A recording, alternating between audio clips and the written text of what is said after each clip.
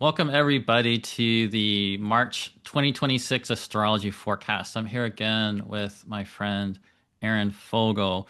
We're recording this on February 24th, so towards the end of February. We are about a week after the recent solar eclipse in Aquarius. We're less than a week from the epic conjunction of Saturn and Neptune in Aries.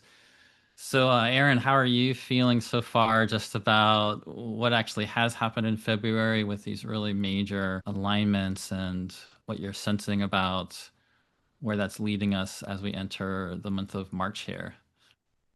Yeah, definitely feeling it.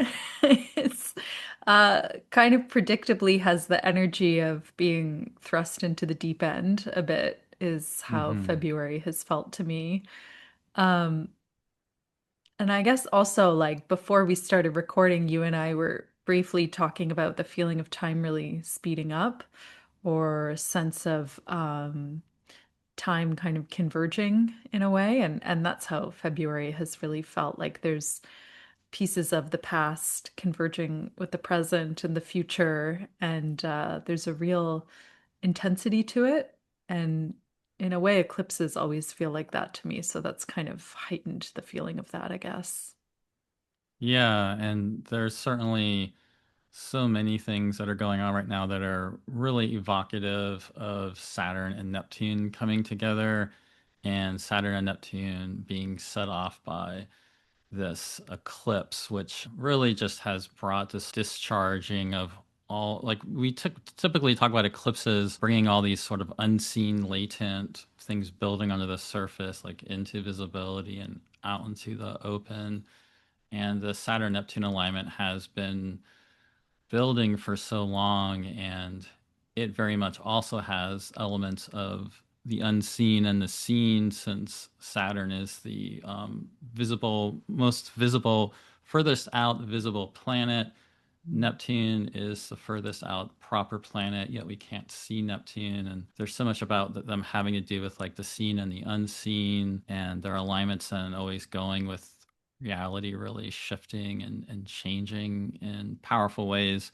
And that's just really going on really strongly with so many events. It's been pretty amazing to see all the different things happening that are showing up in the news that line up with past alignments of Saturn and Neptune. I mean, one of the things that I think will likely be continuing to have some pretty big events happening around is certainly the Epstein files, which are really a classic Saturn Neptune event in terms of like exposure of corruption, making people question the legitimacy of all sorts of authority figures. And this is something in the past with Saturn and Neptune. We've seen in the past the power of the church fall during Saturn Neptune with like exposure of corruption and legitimacy. We've seen monarchies and empires fall. And it's definitely the thing when we talk about people's beliefs awakening or shifting or being disillusioned, and how all these collective beliefs are reforming, and that turns into much larger changes. That event really coming out, I mean, it was that happened after you and I recorded the last episode that they finally released some of it, and that sort of took us right into February with all of this happening, and there's likely just going to be more and more and more stuff happening with it. Yeah. The release of those files feels like a huge Saturn Neptune moment for all that you're saying. And I've been thinking about how, with any slower planetary cycle, it will take time to really see the results of it too. And so I think over the next few years, we will probably see an unfolding of the results of that, or hopefully the fallout from this information coming to the surface, and people being held responsible where needed. But also that pulling back of the wool over the eyes of like the general population. That's part of Neptune. That, yeah, I think probably as Saturn and Neptune later get to their opening sextile, we might start to really see where the chips are falling from this initial conjunction. Yeah, there's already so much changing, and there's clearly lots of elements of cover up going on, and people. in the government trying to move on from it, but I don't think it's going to be something they can, even if they continue to not release the rest of it. And as we're talking right now, we talked about this last month, but we also have Mars plying very closely right now as you and I are talking to a square aspect with Uranus. So we haven't gotten there yet. That's going to happen before we come into the month of March. That alignment could, as we talked about last month, could end up corresponding with some pretty big events that you and I don't even know about right now, as we're coming into March. One reason would be because where Mars will be when it forms a square aspect with Uranus is very close to the degree of the recent solar eclipse. And that can often be something that you'll see that when you have a solar eclipse somewhere, that degree becomes sensitive. And then when other planets come through and make hard aspects, especially like conjunctions or a square or an opposition, a lot of times more of those eclipse storylines explode or come in with Mars. It would Mars Uranus, we'd be thinking more of maybe like an explosion, so something like that could be happening. And even with the Epstein files on my in my Patreon, we have like a monthly meeting, and I hadn't really been looking at Jeffrey Epstein's chart too much. I just pulled it up and then was looking at some of the timing techniques. And there's one called zodiacal releasing, in which in this timing technique there's a loosing of the bond that can happen, which is an element of the technique which can show kind of just a big break with a pattern. Even though he is dead, there's other examples of timing techniques like this, sort of living on base beyond a person. And this is a timing technique that has like different levels of time. And he sometimes you can have a there's like four different levels of time, and at the most, you can have a loosing of the bound happening on three levels of those time, which is sort of like periods of like years, months, and days, or weeks and days. And on the day of the Mars square Uranus, I was just noticing he has it happening on like all four levels. And it Wow. involves the signs of Capricorn and Cancer. And his Capricorn, his chart is ruled by Saturn conjunct Neptune in Libra, and Cancer in his chart is ruled by the moon in Aries, which will later on be receiving Saturn transit this year. Obviously, I'm not saying anything people don't already know because there's likely going to continue to be more and more sort of bombshell things coming out about those files, but it would be pretty interesting even if that timing technique shows something with the Mars Uranus square. And Hmm. that Mars Uranus square is also happening at the very beginning of Mercury being retrograde in Pisces. So one of the big themes of this month is that as we come to the end of February, Mercury will station retrograde in Pisces. We talked about this in the previous forecast. But then most of March, up until the spring equinox in the northern hemisphere, when the sun enters Aries on March 20th, Mercury will be retrograde in Pisces, and then will station direct basically around the same time the sun enters Aries, and we get this big shift of the whole astrological year that comes in there.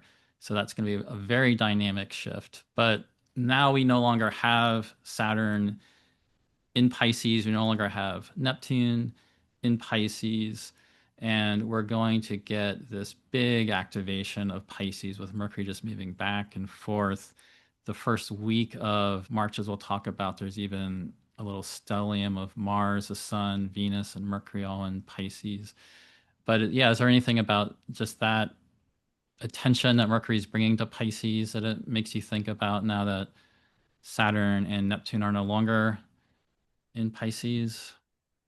Yeah, they've exited stage left. There's a few things with the Mercury retrogrades. I often think of their groupings through the year because they'll usually be retrograde in the same element throughout the year, or sometimes it will span two elements, like they'll, you know, station in an earth sign and move back into fire sign, something like that. But all three of the Mercury retrogrades this year are completely contained in the water signs, and this is the first one that we're getting. So it gives me the feeling of like all of the intensity and chaos that's happening around us and in our lives, and our need to like make some space to feel what we feel about it, to be very simplistic. Like this Mercury in Pisces feels kind of like a grieving period in a way, that things are moving intensely and moving quickly. And, we're still human and we're going to have our emotion about that. So there's this feeling of like deep emotion and potentially grief rising out of the Mercury retrograde, and us having to, as with all deep emotion, like slow down enough to actually make space for it. And then there's also a kind of reference point to last March when there were those double Venus and Mercury retrogrades happening, from Aries back into Pisces. There were eclipses in Pisces with Saturn there. So um, there is to me also like a reference point that maybe there are some themes from last March or even April that we could be still processing or still revisiting in this Hmm. Mercury retrograde. Definitely. Or just something about what was starting to take shape then that you have to come back around to right now and reconfigure something else about related to that. And yeah, definitely a grieving and really internal exploration. I think on one hand, there is a reflection and a real deepening that can happen related to whatever you've gone through the past couple of years since roughly March of 2023 that we've had Saturn and Neptune going together through Pisces in a way we were all really impacted by that in our natal charts. So there's one level something about that. And then I think really even more importantly, it's coming into relationship with what's happening right now with Saturn and Neptune now finally together, and us just being in the beginning of this cycle. So here I'm showing how Saturn and Neptune coming together in the first degree of Aries, so close to 0 degrees of Aries, is so incredibly powerful because this is the Aries point. It is the intersection of two great circles projecting the celestial equator of the Earth out into space, and where that crosses the ecliptic, which is essentially the zodiac belt. It's that apparent path of the sun. It's very much like a node of the sun because in the northern hemisphere, it's that point where we get equal light and day when the sun reaches that point, which is going to happen this month on March 20th, the same day Mercury stations direct. And at that point, the sun starts ascending in higher and higher declination until reaching that greatest height at the summer solstice. It's really very much a point of being essentially the world soul to me, including the way that's described in the Timaeus creation story by Plato, and even in ancient texts like the Chaldean oracles, where Hecate is a manifestation of like the world soul. I just feel it is such a powerful gate and opening of generation and manifestation. And there's many different astrologers and astrology systems that have also talked about planets at this point getting greater acclaim. But if you just kind of break down the basic symbolism, hopefully you can just feel like how powerful this is. And it's why the Saturn and Neptune conjunction years beforehand has just felt so extraordinary because of it coming together right here. There hasn't been one this close to this point since like 4361 BC. And what this means is both Saturn and Neptune are essentially coming to 0 degrees of declination. So they've been like in southern declination, and now they're coming up to this point, and then they'll start slowly rising.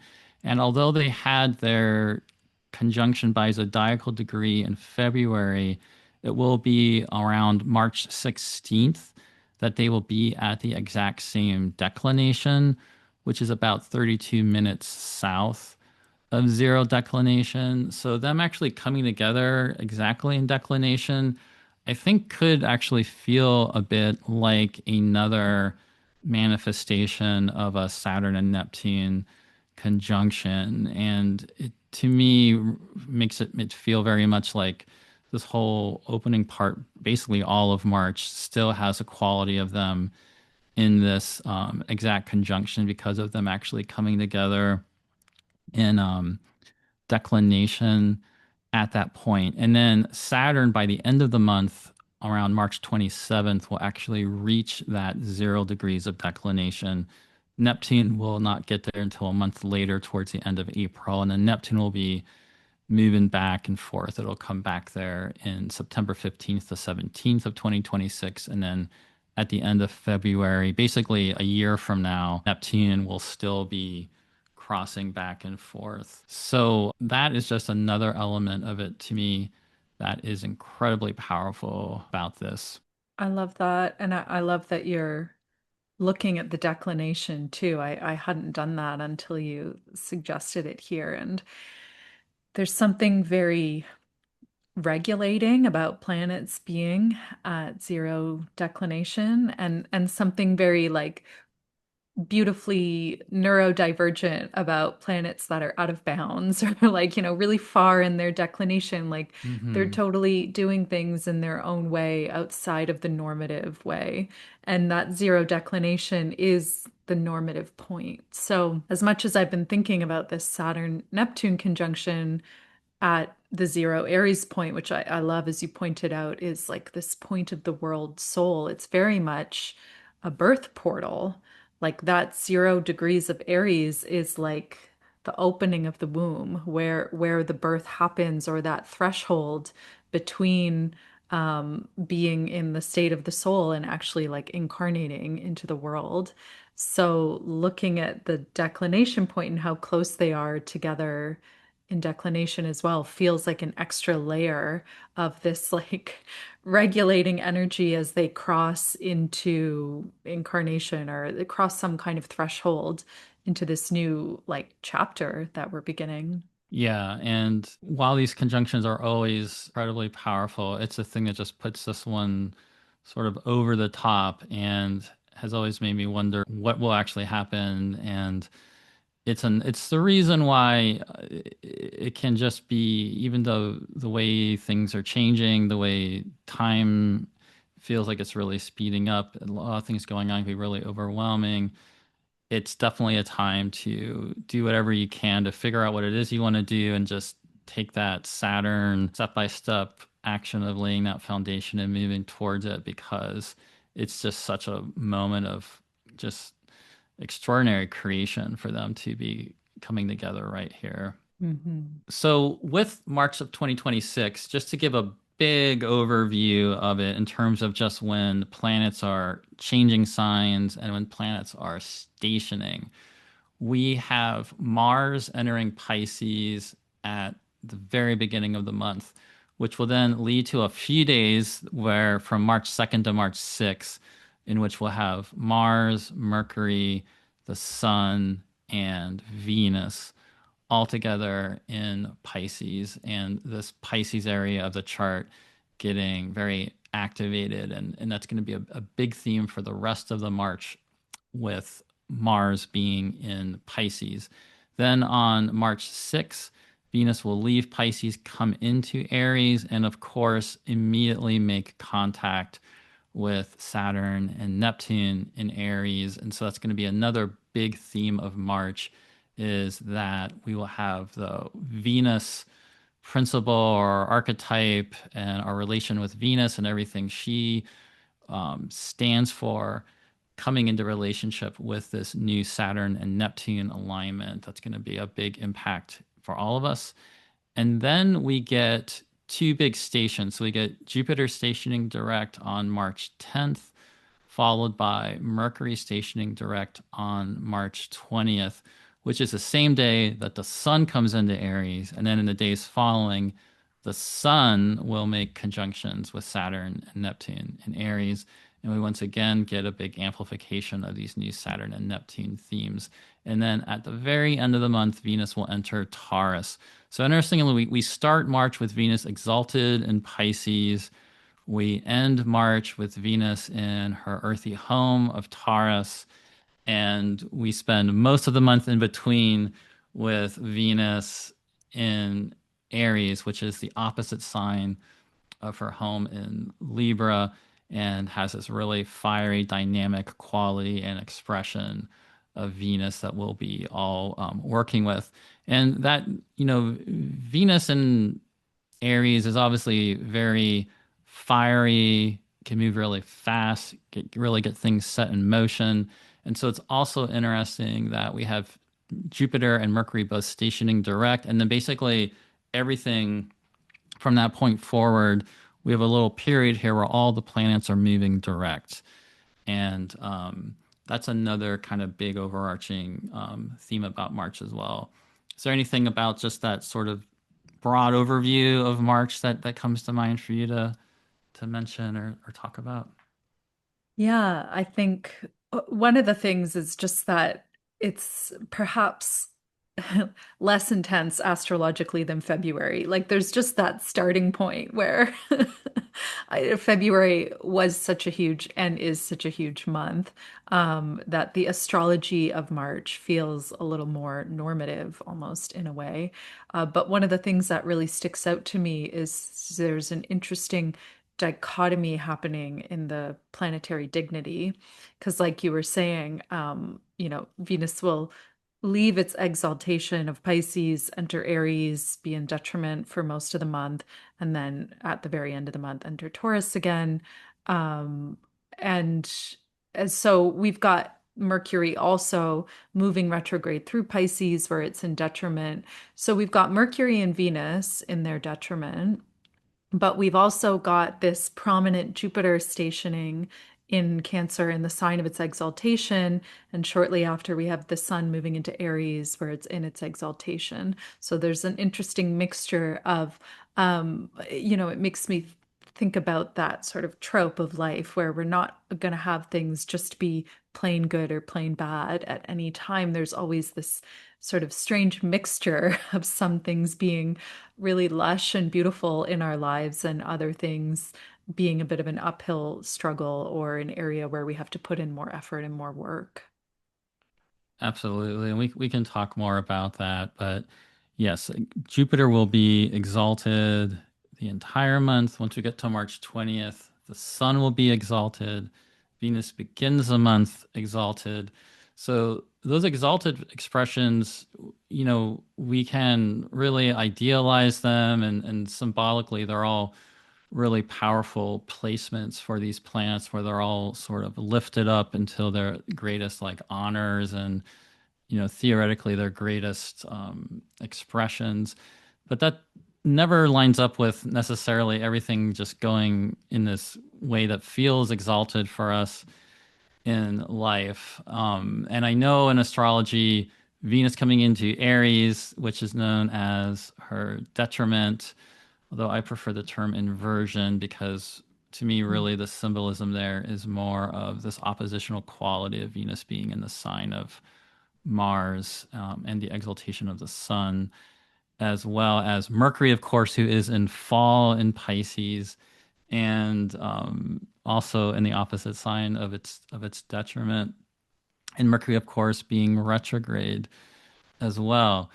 So this is really the kind of thing where I know there's going to probably be a lot of sort of doom and gloom comments and people on social media talking about how difficult that combination of things can be with Venus and Aries and Mercury in Pisces. And maybe it's because I have those placements in my own chart, although I don't have Mercury retrograde in Pisces.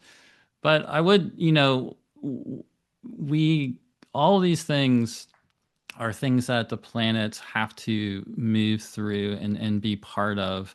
No planet just gets to be in its own sign the whole time. No planet just gets to be moving direct the whole time, besides the sun and the moon. But even, they get eclipsed. And one thing about Venus being in Aries and Mercury being in Pisces is it does to me really open up potential for a lot of countercultural types of ideas, really strange pathways, different ways of looking at things, different challenges coming up.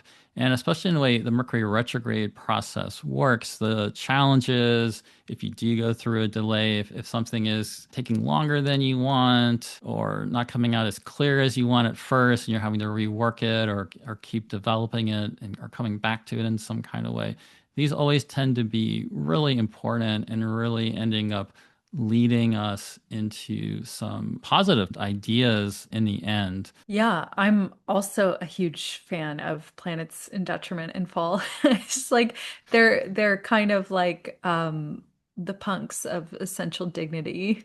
And I like to say that when we talk about dignity, we always have to think about like who it's good for, right? So we were talking about what came to light in the month of February, and all this information about tons of people in positions of power. And often with exaltation, like that's what we're looking at, right? Is like people with privilege and power who are exalted culturally. And so it is the planets moving through their detriment and fall that redistribute that power, that move against the grain of like an elite few being exalted, essentially. So these themes of planets being exalted, planets being in fall are going to be very alive in the first 6 days of March. And this is a short little section of the month that we're breaking apart right now to talk about, but it's one of the most eventful because basically as we come into March, we not only have Mars coming into Pisces, which in terms of essential dignity does place Mars in its own triplicity. So there is a way that Mars can really be pretty generative in water signs. And then we get a total lunar eclipse in Virgo on March 3rd. So up until that point, we're in between eclipses. Then we have this eclipse in Virgo, which is, of course, in the sign of Mercury. And Mercury is retrograde and in its fall and in its detriment in Pisces, while we're still adjusting to this recent entrance of Saturn into Aries, who is also in its fall. Yet Venus is exalted, and right as that lunar eclipse happens, this exalted Venus moves through a sextile with Uranus in Taurus, and then the Sun in Pisces moves through a trine with Jupiter. And then on March 6th, Venus leaves Pisces and goes into Aries. So there's a lot going on here.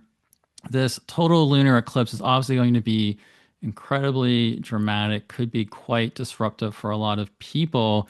Yet there's also something about this exalted Venus sextile with Uranus. This could be exalted Venus type of people having a big platform or voice or doing something pretty liberatory or innovative or some kind of exalted Venus breakthrough type of events happening, as well as the Sun trine Jupiter also has quite an uplifting part to it. And there's also the part where Mercury's retrograde in Pisces and in fall, yet also is in trine to this exalted Jupiter, who is the ruler of Pisces. So this total lunar eclipse is, of course, moving away from the sun and is moving then towards a sextile with that exalted Jupiter. So the moon's next aspect after being eclipsed is to the exalted Jupiter. Then, of course, the moon will move to oppose that Mercury in fall. And the other thing about Mercury being retrograde and in fall here at this eclipse is that Mercury is also moving into combustion, which means this is a part of the Mercury retrograde where Mercury is getting closer and closer to the sun and burning up more and more, which alchemically, when you think about the Mercury retrogrades and as like an alchemical process, this is that Negretto phase where it can be really helpful for burning up things from the past and trying to change habits and releasing things, letting go of things, while also that psychopomp underworld propensity of Mercury retrograde in this phase, who is now invisible, can also really penetrate deeply into things. So, because the lunar eclipse is on the side of the south node, there definitely seems like a big purging release here. And there's something about us entering this new era and releasing what we have to release as we come into it. Yet again, I like the sextile to the exalted Jupiter is at least helpful. I mean, it could be a lot worse for Yeah. that next aspect. And, with Mercury retrograde in Pisces, someone could argue that the reason I'm not someone that's really down on Mercury retrograde periods in general or Mercury retrograde in Pisces is because I have Mercury in Pisces. So do I even know what a good Mercury is in the first place? But there's things that we can do with Mercury retrograde in Pisces, and like you mentioned, the grieving, the releasing, the going in inward, going into the imaginal, imagining something different. There's definitely also spiritual openings, and Mercury in Pisces is great at seeing the big picture. Something about that sextile, this eclipse to Jupiter, how you mentioned earlier, sort of getting a sense of the timelines of the future coming in. That also feels quite powerful here. And this exalted Venus sextile Uranus also has a quality to me of something uplifting, potentially coming through with this. Anything that comes to mind for you with that? Yeah, I like that sense of uplifting, and it really feels like there's a lot of creative opening and capacity in this eclipse and in this time period in the first week of March. Um, and it feels really cathartic in a way because this eclipse in Virgo is also one of the last that we're going to have on this Virgo Pisces axis that we've been in for like about a year and a half now. I can't remember exactly what its time feels collapsed. The But first there, one was there was a Pisces lunar eclipse in September. I think it was around September 17th of 2024. right. So about a, And yeah, then a we year and had a half. And then Yeah. we had that Virgo one was in that period that you talked about earlier of the last March and last March of 2025. Yeah. Okay. So this is one of the final ones that we're going to get. And then there's a Pisces eclipse in August. And then we'll be finished with this axis. So, that in and of itself, and it is a Virgo eclipse, it gives this feeling of unburdening or of purification. There's some kind of puzzle that we've been working to solve in this last year and a half that is maybe finally starting to bring itself into clarity or into some sense of completion. And then combined with all of those really opening, expansive, and grief and deep feeling oriented aspects from Mercury and Venus and Jupiter and Uranus in there, it feels like there's something very cathartic happening here that is often a bit jarring with an eclipse. But it's like a letting go that we've been trying to make for quite some time that finally actually lets go, maybe with like a bit of a jump scare in the midst. Yeah, and so one of the things that you're talking about also makes me just think a lot about the lunar nodes in general. We still will have the lunar nodes in Virgo and Pisces for a while now.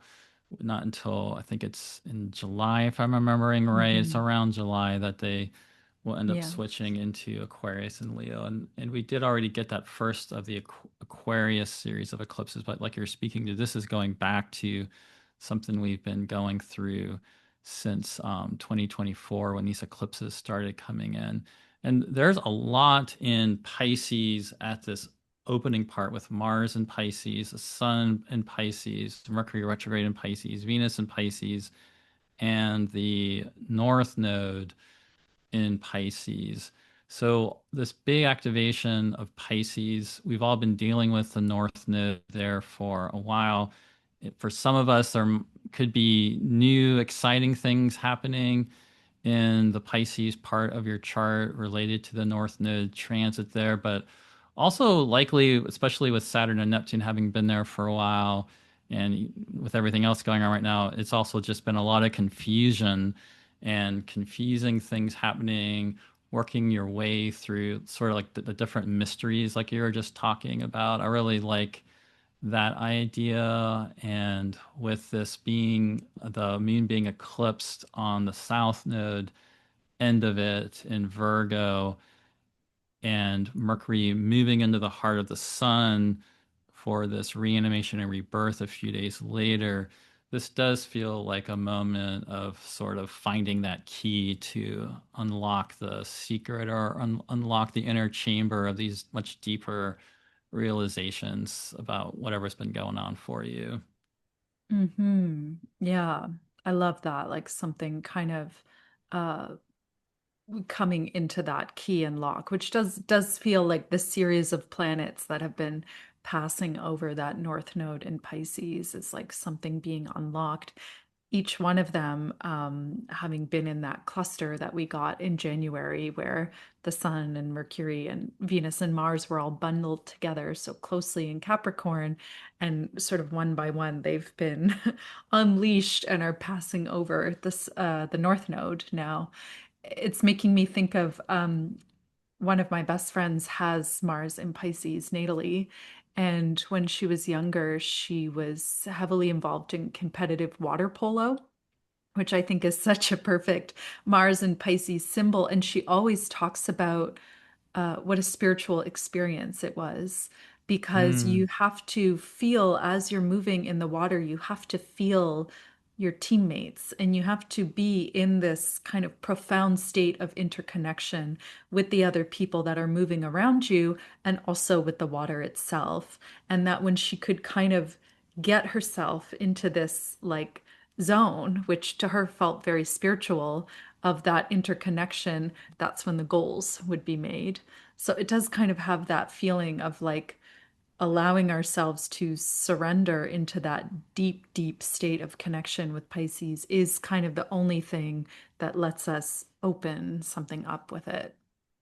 Yeah, it sounds also when you're describing that like a flow state of artistry or creative process. And Hmm. I definitely, with Mercury retrograde in Pisces, what I always see with it across time, and this also works in general with Mercury retrograde periods and water signs, is you do have to let yourself not just be linear, logical, having everything go according to plan and controlling things, which actually is another reason why I might tend to do well with Mercury retrograde periods myself, because I maybe need to be doing more of that stuff.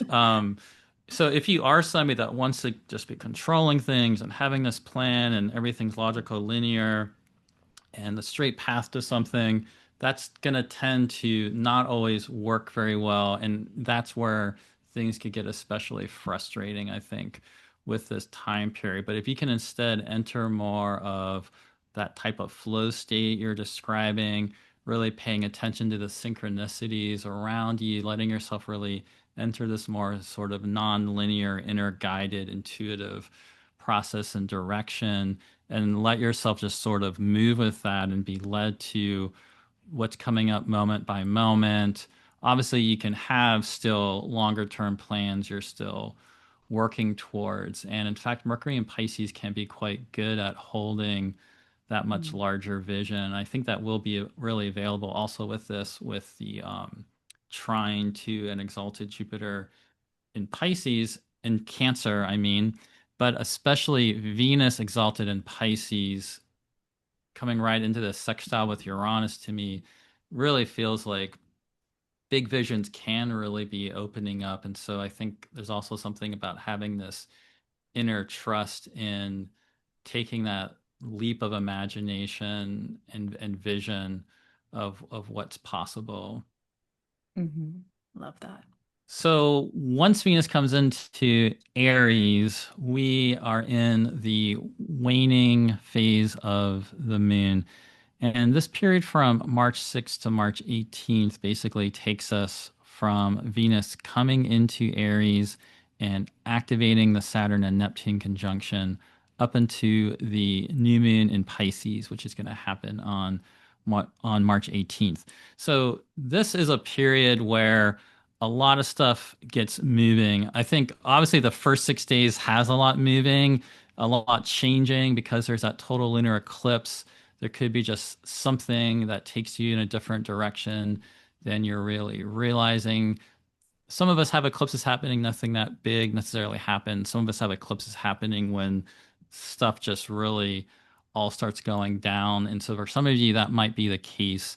But there's definitely to me something about Venus coming into Aries on March 6th, which is really going to kick up all this fiery motion. And Venus immediately comes into a conjunction with Neptune on March 7th and then moves through the conjunction with Saturn in Aries on March 8th, and then moves through a sextile with Pluto in Aquarius on March 9th. So Venus comes into Aries, and when we're talking about sort of opening up the secret, there's something about Venus who's charging forward into all of these outer configurations, which are sort of the defining themes of the year. And at the same time that's happening, Mercury's at the heart of the sun. Mercury is reanimated, reborn at about 17 degrees of Pisces on March 7th, which brings up a lot of potential for clarification and big ideas being seeded. And I really think big ideas could be seeded and developed here because Mercury is also applying very closely to a trine with Jupiter, which happens the very next day on March 8th. And it's not just Mercury trine Jupiter, it's Mercury trine Jupiter stationing. So Jupiter then stations direct on March 10th, which means this whole period we're looking at here has this very intensified exalted Jupiter quality of this whole week following that lunar eclipse, having Jupiter stationing, having a big presence, and then catalyzing this forward, generative quality that is feeding into this Mercury retrograde. So again, I really feel it's one of the reasons why I feel this part of it could be quite powerful. And then, as we're in the waning moon, the more potentially disruptive part of the Mercury retrograde comes in, um, besides the total lunar eclipse. But those final days of the waning moon from March 13th to the 17th, Mars comes across that north node of the moon in Pisces. And then Mars comes together with Mercury retrograde on March 15th. And then Mercury combines with the north node of the moon on March 17th. And so all of this, so basically starts with this Venus entrance into Aries on March 6th, and then this inferior conjunction of Mercury on March 7th, which this graphic is just showing how if Mercury is orbiting in between the Earth and the Sun, this is the point of Mercury's cycle when Mercury is the closest to us in orbit. And this underworld process we've been in with Mercury is still going on, but there is this great epiphany, this great realization, this great clarification, this burning off and sort of death, rebirth, regeneration happening here. That's always very powerful. So March 7th really stands out in that way of both Mercury being in the heart of the sun, trine Jupiter, who's stationing, and at the same time, Venus coming into this conjunction with Saturn and Neptune and Aries. So it's a lot, but what are some of your thoughts about that?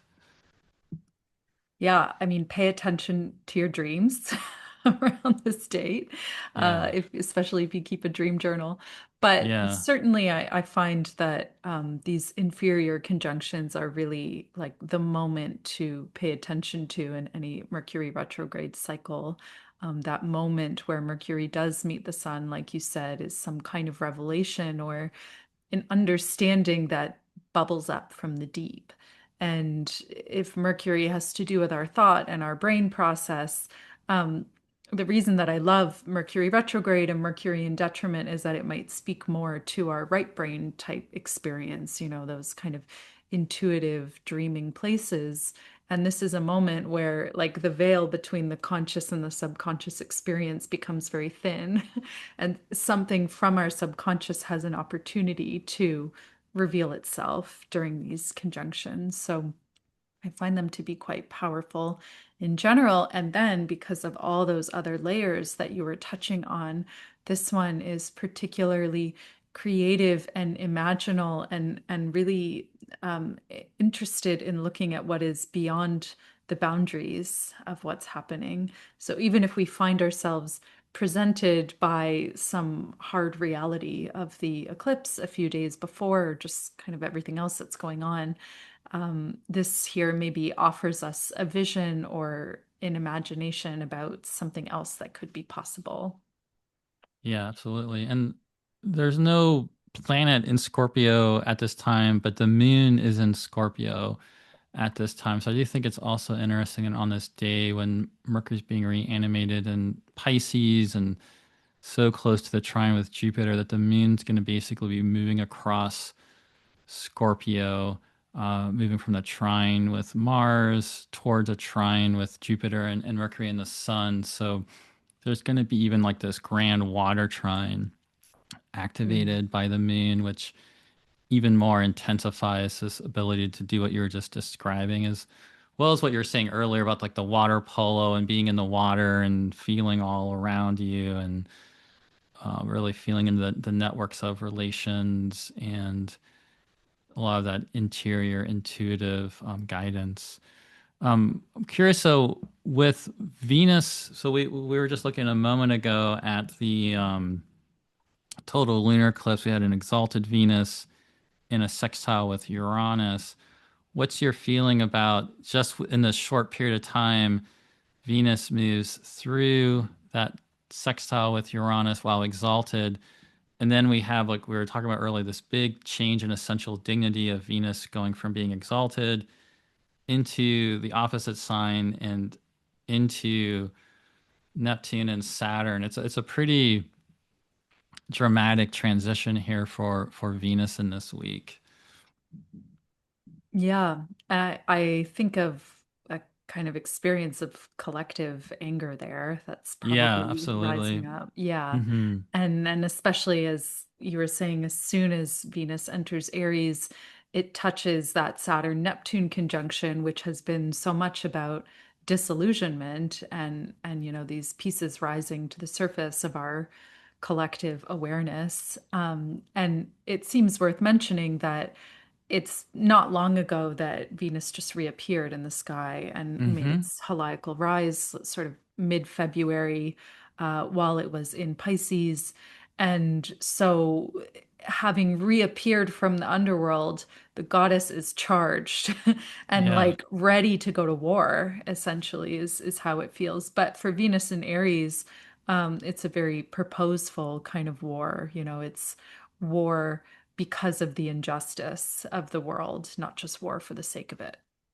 Yeah, that's a really good point. Venus would already be visible at this point, but what's pretty amazing, right as Venus is coming into the conjunction with Saturn and Neptune, is that Venus is getting to be 15 degrees away from the sun, which is an idealized zone, but it's a zone that astrologers use, saying if something's within 15 degrees of the sun, it's under the beams of the sun.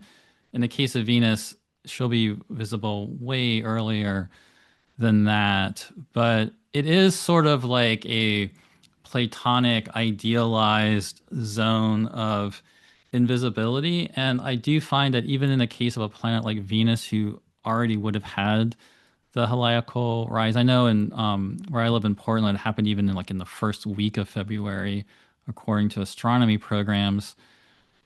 Venus getting to this 15-degree threshold, I always notice in events and things that even though she's already visible, something about that 15-degree zone is has a meaning to it. And I do think it's going to show exactly like you said, this anger, a lot coming out into the world from the children of Venus.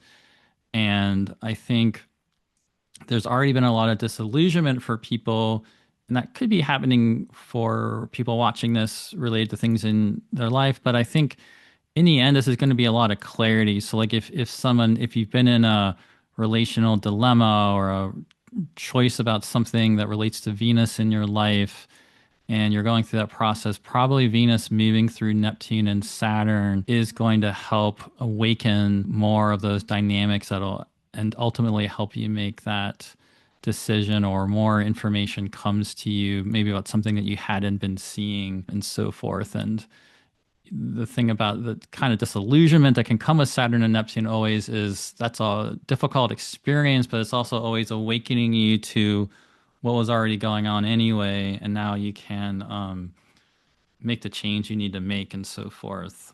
Hmm.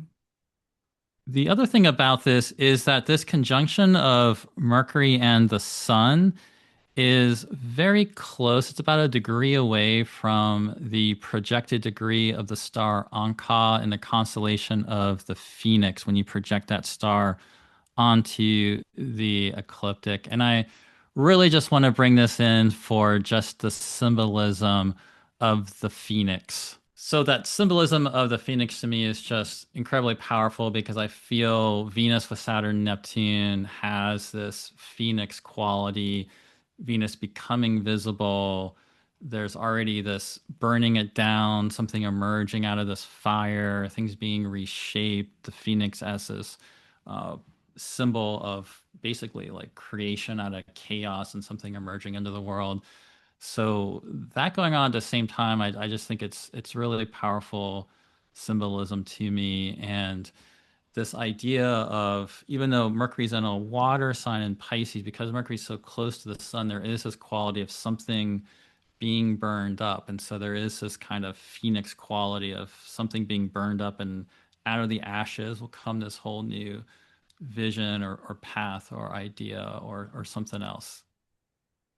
Yeah, and what's happening between Mercury and Venus right at that time gives the feeling of both the ash and the fire simultaneously existing, like as Mercury is kind of coming to ash and meeting the sun in Pisces, and in this process of dissolution and disintegration, Venus is rising and moving into Aries and reappearing and separating from the sun, or separating from the king, we might say, and coming back with fire. So there's like a link of the low point and the high point of the cycle being intertwined in this deep way.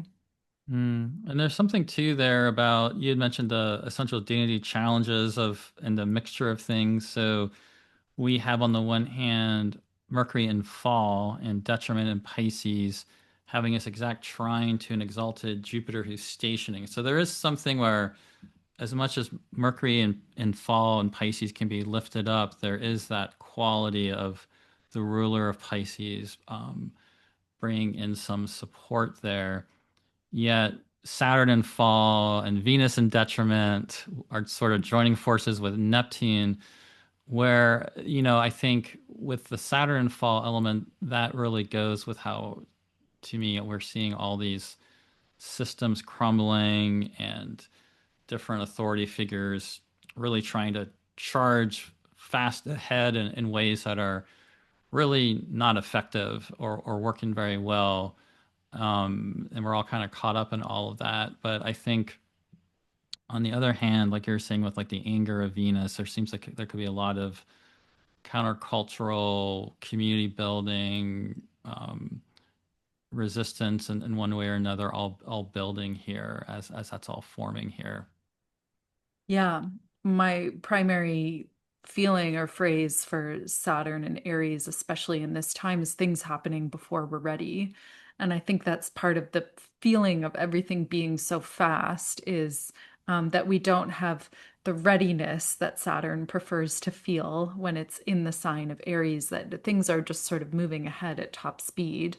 But it does feel like Venus entering the chat has the Yeah. ability to make something of that anyways, and to be relational with each other. Like there Hmm. is this exposure and shifting of power and all these kind of massive pieces happening collectively. And Venus in Aries is like interested in finding the other people that see things the way we see things and feel the way we feel about it, and to kind of make something of this moment, even though it feels like it's moving at light speed. Yeah, and I think that what we can do is to try to slow things down or at least unplug from flooding or overwhelm of information or things that are not helping us function very well. Because and even if Saturn and Aries could symbolizes going too fast for Saturn, we can make the choice to, ground. And because there's something really powerful here to me about this Venus at this beginning of Aries, bringing all this fire into Saturn to really create and build something. And in the way Venus and Saturn together, we can look at this in difficult ways, like it's some kind of sobering appraisal of different things going on, or for some people like a breakup kind of energy. But it can also be like forging something, lasting, or building something more long term. And instead of thinking about Aries as going too fast, thinking of Aries of how to apply that bold courage of creation to something you're gonna slowly, build step by step. Yeah, Saturn says put some muscle behind it, essentially. Yeah, absolutely. And so then the next big piece really is that final waning days as we come into the new moon in Pisces, when Mars goes over the north node of the moon on March 13th. Mars comes together with Mercury on March 15th, and then Mercury comes together with the North Node on March 17th. This is an unusual conjunction between Mars and Mercury retrograde in Pisces because of the way it's worked out with where Mars and Mercury are in their cycle. We've had a long sequence of them. So back on October 19th of 2025, they came together in Scorpio. Then, related to Mercury's retrograde in Sagittarius, they came together again November 12th in Sagittarius. Then they came together again on January 17th in Capricorn while moving direct. Now they're coming together with Mercury retrograde again in Pisces and Mars moving forward. And then they will have one more conjunction on April 20th in Aries, which is going to be a very loaded time in Aries. And it is something where March isn't quite as dramatic as some of these other months, as February and April. April's another very dramatic month. And so there might be something you've noticed about the sequence of Mars and Mercury coming together, that something has been taking form and coming into being in your life. I mean, one thing that's just funny to me is that you and I recorded a full moon in Aries episode in the beginning of October when we were both in Santa Fe, and we were talking about that first conjunction. So, um, doing these forecast episodes has actually been an example of that. But there's likely something that has been taking effect across this, and if you can clue yourself in on what that is, there might be something insightful to dig out of this as well, because it's still taking shape, and there's something important about this Mercury retrograde piece. And then once Mercury goes direct and they end up coming together a month later, that ends up coming out of it in the end. Yeah, and something that comes to mind there, because like you're saying, it could mean many different things in people's lives, especially because as you can see from the slide, they've sort of been moving through a realm of the zodiac together. So it's not like Hmm. they've been making their conjunctions in the same sign, but there's this sort of traveling over like a whole realm of our lives, or like a series of houses. Yeah, good So the point. theme is perhaps different for people, but it's the speed that's interesting to me, because especially Mercury, but both planets tend to be fairly fast moving. And so, usually, if we get a Mercury aspect or a Mars aspect, it might last like a day or a few days, or it's a conversation or an argument or a moment in time. But because they have this extended period where they've been traveling together, it might give us things that we thought were going to be fast or momentary that end up actually becoming a whole established chapter of our lives. Or that something that we thought was fleeting becomes actually very rooted and anchored and is like still continuing to unfold in an unexpected way. Yeah, and this is an example of one where because Mercury's going to station direct on March 20th, we are at this point within a week of that Mercury stationing. So Mercury is really slowing down here and starting to intensify here. So it's quite a powerful one. And then Mercury, like basically a couple of days later on March 17th, is right on the north node of the moon, and Mars has just moved over the north node of the moon. So that activation of the north node of the moon could be bringing in a lot of ideas and things to work on because so much else going on. There's probably aspects of it to really discern and clarify and ground into. But one thing I really like about Mercury and Mars together is that they can really be a great building, pretty genius ingenuity, finding the right tools for the job, asserting yourself, going after things, putting things together, um, being pretty, it's a pretty analytical combination too. And what's also going on here is that Mercury is heliacally rising. And Mars, I would have to look because I haven't actually looked at an astronomy program about this. But the other thing is, Mars here is also, like we were just talking about Venus, Mars is getting really close to that 15-degree separation with the sun.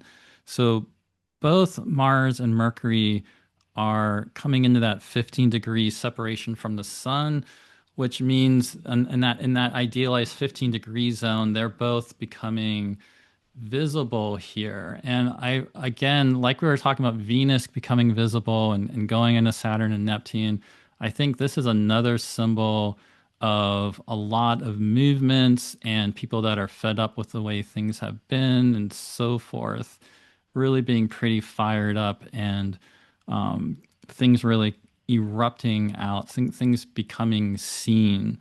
Mercury's becoming seen, Mars is becoming seen, and then Mercury's going to stop, move forward again, and they're going to end up coming together in Aries next month. So it seems to me like I know in my life, I definitely noticed that October 19th and November 12th one was definitely a really intensified turning point.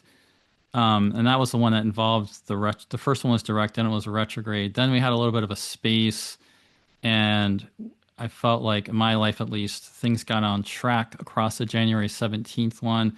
I'm curious if this is going to be another for us, like more of the intensified something really coming through between this March one and the April one. Yeah, I think that's a really fantastic point about they're sort of making their heliacal rise together here with this Hmm. conjunction, because the last conjunction that we had in mid-January there, that was like, all the Invisible. huge Yeah. cazinis, yeah, that were Hmm. happening in Capricorn. So it is really like something that has been slowly moving in this process over a few months, where maybe like we could consider that conjunction, that first one in October, to be the beginning of a descent, or like something where they're starting to travel closer to the sun. There's something seated in the conjunction in January where everything is in that Cazimi point with the sun in Capricorn. And now something is becoming visible, or perhaps also this feeling of separating that's taking place, where we're thinking about the sun traditionally also as the king, and the planets are separating from the king, or moving into their own light, coming back into their own state of visibility. Like that feels very powerful. And so the other thing, of course, just to bring up the type of warning that we should as astrologers is Mercury retrograde in Pisces, combining with Mars in Pisces, especially even more with them being so intensified, with them both becoming visible and Mercury stationing. You definitely need to really be aware of communication because although I was mentioning some of the more positive things about Mercury and Mars, there's also obviously a lot of difficult things about Mercury and Mars, and I would definitely advise strongly about not getting into confrontations and fights and verbal insults and getting pulled into something somewhere that is just going to be a big, massive drain of your energy and ultimately a big waste of time. And so, if you can take the Pisces strategy of just slipping away from a type of fight that is needless, that's one thing Pisces can be good for is when, there's really not a need to get into something, just walking away from it and letting it be. I would just definitely keep that in mind as well. And, this could also be the classic type of Mercury retrograde, communication breakdowns or snafus or so forth. So it's definitely also a period where you just really want to bring a lot of extra mindfulness. I'd say that normally with Mercury stationing direct anytime, but especially when it's Mercury stationing direct in Pisces with the North Node and Mars all at the same time. It is a pretty extreme Mercury stationing that we're having here. Yeah, that's good to mention. We've been very rose-colored glasses about it, which is, probably says something about both of our charts, but and I think is also like worthy of dwelling on. But I think you're right. It is also a kind of classically tricky Mercury retrograde in terms of technology, communication. I even think like Mercury conjunct Mars is a little bit accident prone too. Mm-hmm. I broke a toe near that last conjunction in Okay, January. yeah. Like there's a feeling of like yeah, accidental nature, just things that are a little extra spicy around those conjunctions. Yeah, pay extra attention when you're driving places. Not that you normally aren't paying attention when you're driving places, but I would just anything, just I would really bring a lot of like extra attention to really everything going on at that time. But I do think there can be a lot of powerful things coming out of it. Especially one thing about Mercury retrograde we haven't mentioned so much is that they can be really powerful time periods for researching or some type of creative Mm. process that you really get into. So, I mean, I could also see something pretty generatively eruptive emerging out of it at the end there with Mars, and it's also sort of really lighting a fire under the stationing direct of Mercury that there could potentially be something to really um, go forward with. But if you are in a situation for sure where just a lot of challenges and communication issues are all coming up as we're going through this Mercury retrograde, just definitely bring extra mindfulness to that period of time there. Hmm. And so the final part of the month begins on March 18th when there's going to be a new moon in Pisces. And then the rest of the month, the moon is waxing. We'll enter April and have a full moon. I think it's actually the first day of April. It's right at the beginning of April that we get a full moon in Libra. So we have this new moon in Pisces. The new moon obviously is at the end of Pisces. So it is, on one hand, forming a sextile to Uranus and Taurus, and then also applying very closely to that Saturn Neptune conjunction in Aries. We also at the same time have Venus and Aries moving through a square with Jupiter in Cancer. And then we have March 20th is a big day because it's that Aries ingress of the sun entering Aries, that powerful day of the equinox of equal day and equal light everywhere on the planet. And Mercury stations direct right with the north node of the moon. And at the same time that is all going on, we have Mars moving through a trine with Jupiter, which is another very potentially uplifting um, aspect. Of course, in world events, that could be problematic and troubling with some global conflict type of dynamics, but it can be very inspiring in our own personal lives for what we want to go after and be creating. Then we get Sun moving through a conjunction with Neptune on March 22nd, Sun moving through a conjunction with Saturn in Aries on March 25th, and also through a sextile with Pluto. And then on March 28th, Saturn in Aries comes into a sextile with Pluto, and then Venus enters Taurus at the very end of the month, which definitely could go with some Venus types of relief becoming perhaps more readily available in terms of just the type of more comforting, pleasurable Venus types of things. But one thing about this is that there's a lot going on here. One aspect that might not look, if you just were looking at, oh, it's just a sextile. But at the very end of the month, when we get the sextile between Saturn and Aries and Pluto and Aquarius, it's a really big deal because that's the first exact waxing aspect between Saturn and Pluto since their conjunction in 2020, which really brought such a dramatic change everywhere in the world. And when we come into this new moon in Pisces on March 18th, they're already within basically a degree of one another. So that sextile between Saturn and Pluto is very much part of this whole opening waxing lunar phase here. But yeah, anything about this new moon or any of those other dynamics that come to mind for you? Yeah, I like that you're kind of talking about them together, like the new moon and that Saturn Pluto sextile, because one thing that sticks out is that most of the aspects that we're getting in this second half of the month are fairly brief.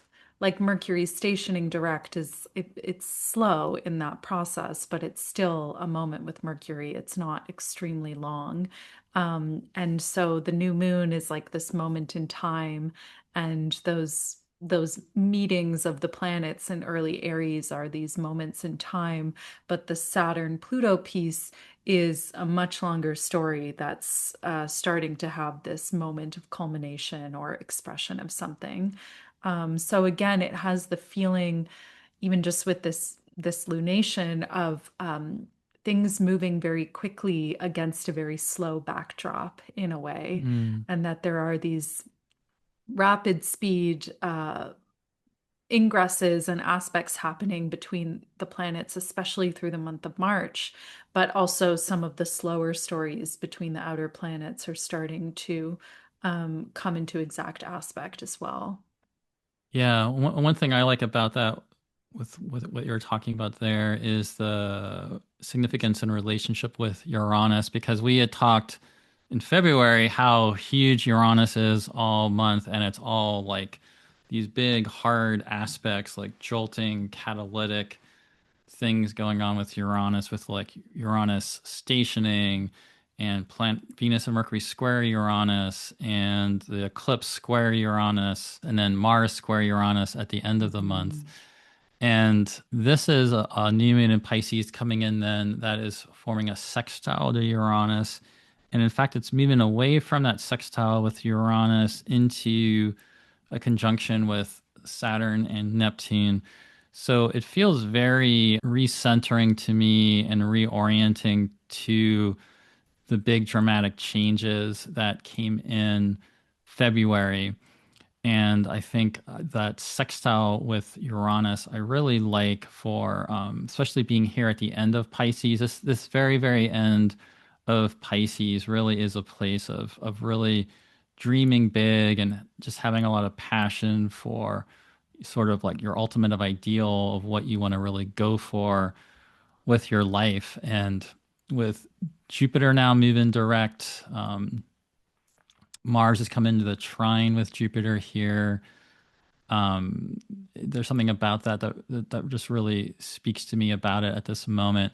Mercury is also, like we mentioned, visible now, stationing, and then we'll start moving forward. And as we then move through the Aries ingress, which will technically happen while Mercury's still retrograde, but really what's going on when the sun comes into Aries is that Mercury is stationing direct, Mhm. because later in the day, Mercury will be direct. But this big Aries ingress, which you can use to forecast a year ahead, it's going to be different places. This is the one set for Washington, D.C., but we're all going to have everywhere around the world this Aries ingress chart with the sun applying to Neptune and Saturn in Aries, with the moon in Aries, very new in the lunar cycle, moving away from Venus and moving towards Chiron.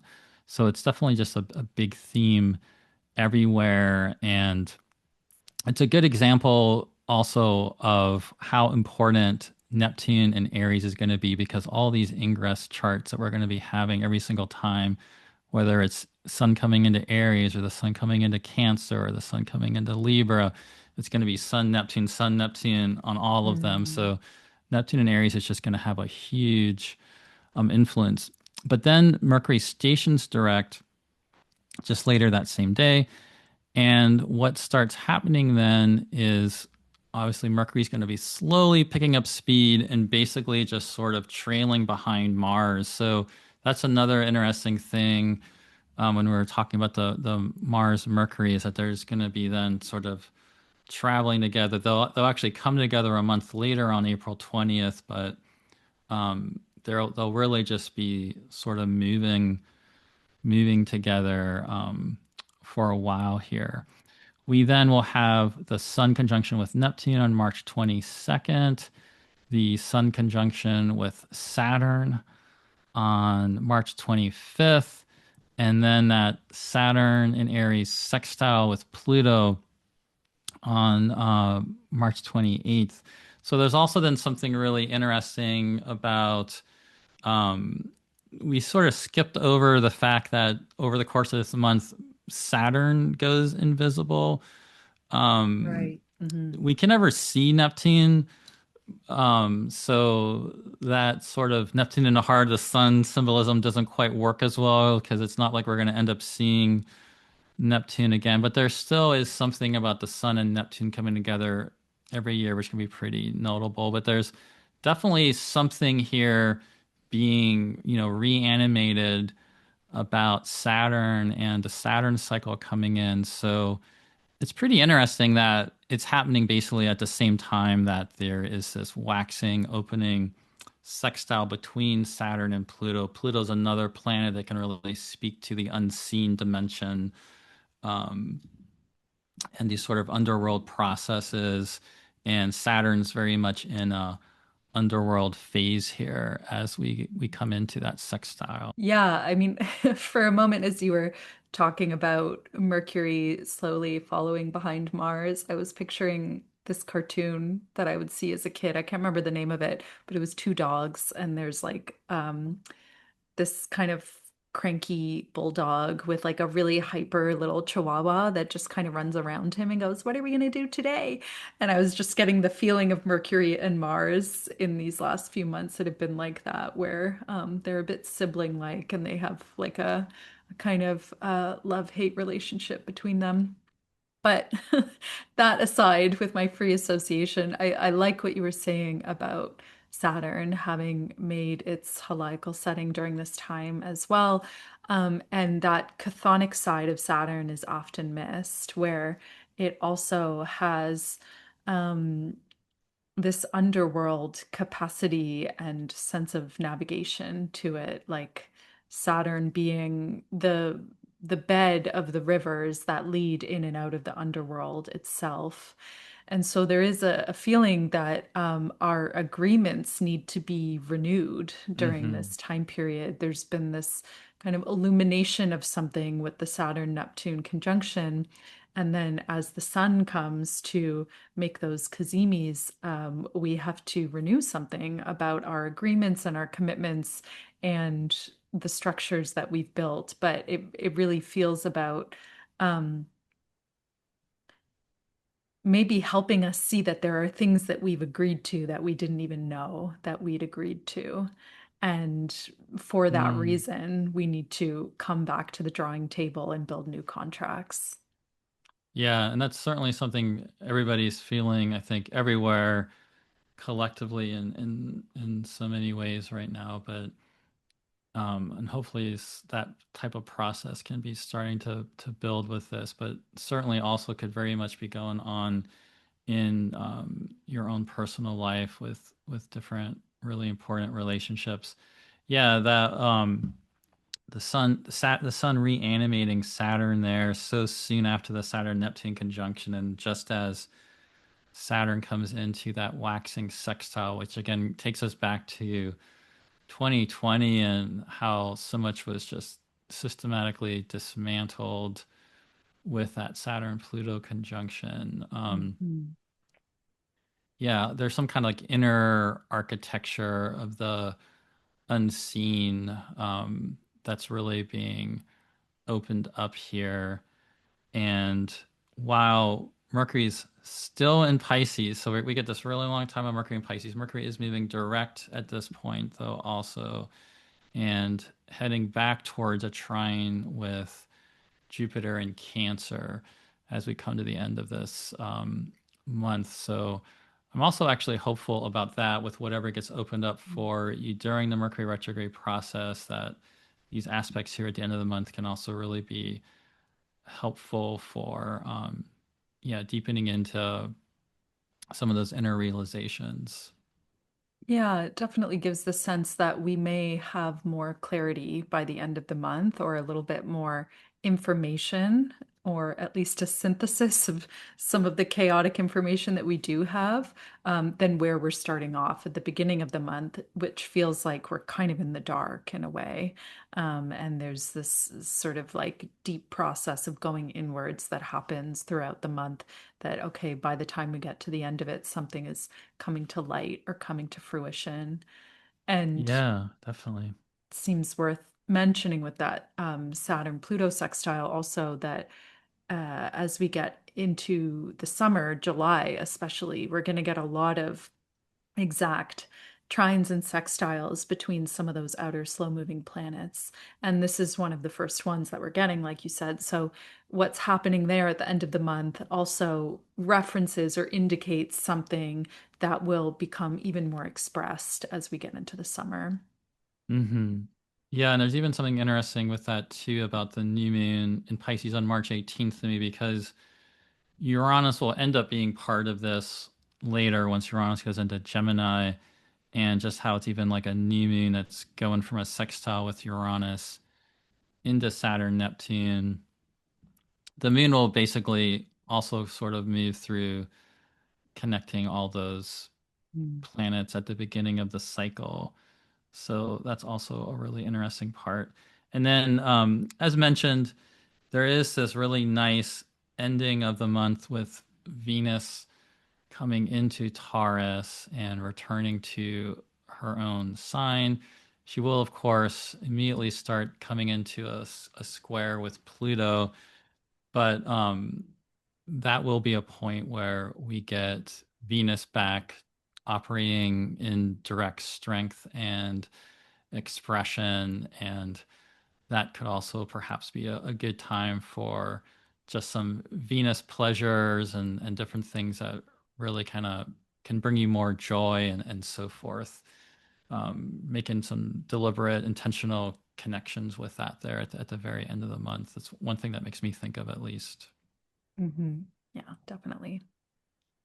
Cool. Well, is there anything else about any final thoughts you have about the month and where it's leading us here from where we're going from being here at the end of February right now?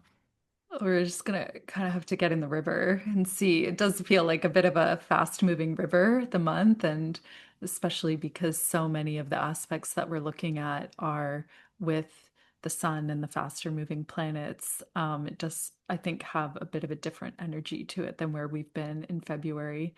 But I'm personally looking forward to the Mercury retrograde. I'm curious to see what it does.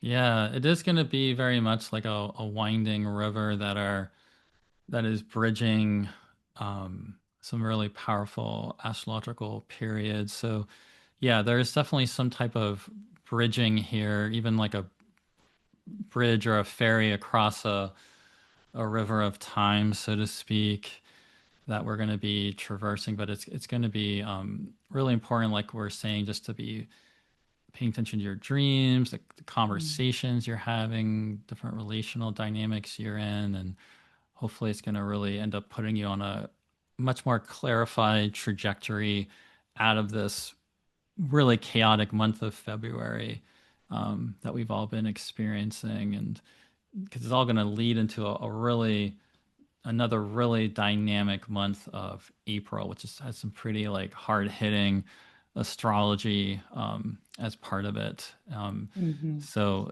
March is a great time to really find your center and the direction forward that you're really navigating towards. Definitely. Do you have any upcoming classes or projects or anything like that you'd like to announce? I have a few things in the works that haven't been announced yet. So probably signing up for my mailing list or following me on Instagram is the best way to find out about them. Other than that, my books are always open for consultations, so I'm happy to talk about the astro weather if anyone wants. Cool. Yeah, and I'll put a link below so people can see that and contact you on your and they can sign up for your email list on your website if they go there. Is that Yeah, exactly. cool? And I'll put a link below also to my site, and my books are also open for consultations for people that want to talk about what's happening with the astrology. I also do have a course that will be beginning on April 18th that I'm going to be co-facilitating with my friend Melissa LaFara, and that's called Three Measures of Time. It is about integrating secondary progressions, tertiary progressions, and minor progressions all together.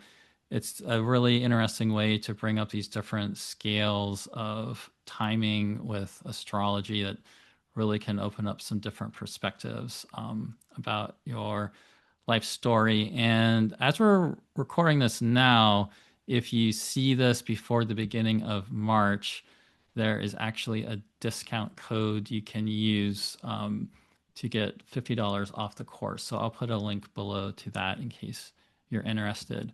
But otherwise, yeah, thank you so much, Erin, for joining me again to talk Thanks about for this having this me. really powerful month. It's these months are really dramatic astrology, and it's going to be continuing for the Yeah. rest of the year. So we're just getting started, but that's why this month of March is so powerful to really kind of find your center within all this incredible change. Yeah, thanks for having me. It's nice also for me personally just to kind of talk through the month with another astrologer in this way before entering into it. So I appreciate it too. Yeah, well, thank you, and we'll talk to y'all again next time.